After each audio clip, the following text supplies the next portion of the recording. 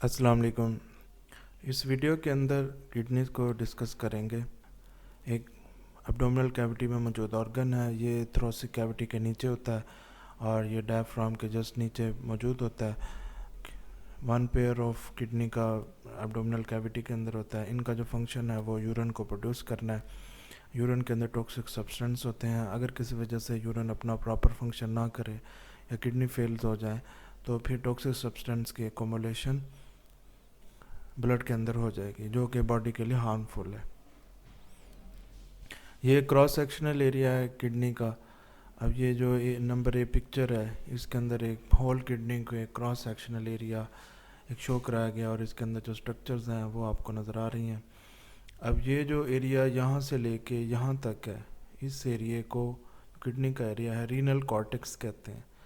ये एरिया जो यहाँ से लेके इधर तक है, इसको रीनल मेडुला कहते हैं और इस एरिया को माइनर काइलेक्स कहते हैं और इस एरिया को मेजर काइलेक्स कहते हैं। रीनल कॉलम इस एरिया को कहते हैं और रीनल पेल्विस इस एरिया को कहते हैं। इस एरिया को रीनल पिरामिड कहते हैं और इसको रीनल पेपिला कहते हैं और ये यूरेटर है। अब ये जो एरिया है ये वाला, इस जगह पे नेफ्रॉन मौजूद होते हैं, जो कि जिसके अंदर ब्लड फिल्टर होता है, यूरिन प्रोड्यूस होता है और ये यूरिन कलेक्ट होकर इस जगह पर आ जाता है। यहाँ से फिर ये माइनर काइलेक्स से मेजर काइलेक्स में आ जाता है और फिर ये रीनल पेल्विस में आ जाता है।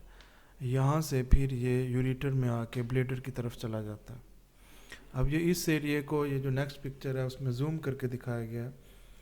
अब ये जो एरिया है ये इसके अंदर नेफ्रॉन्स मौजूद है। Nephrons basic structural and functional unit of kidney है, जो कि यूरिन की प्रोडक्शन के अंदर हेल्प करते हैं।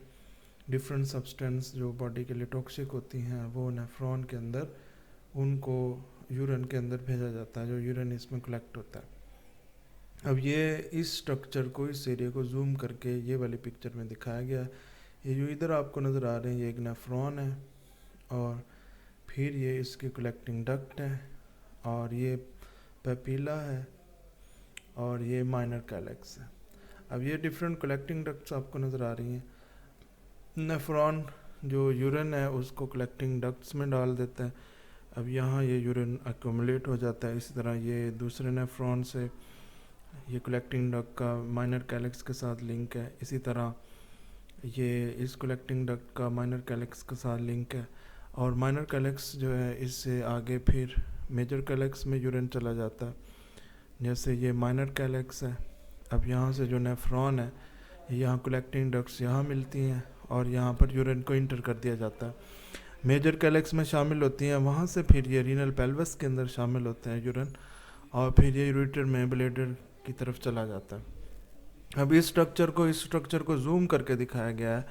इसको रीनल कार्पस्कल इस एरिया को कहते हैं, यहाँ बोमेन कैप्सूल होता है।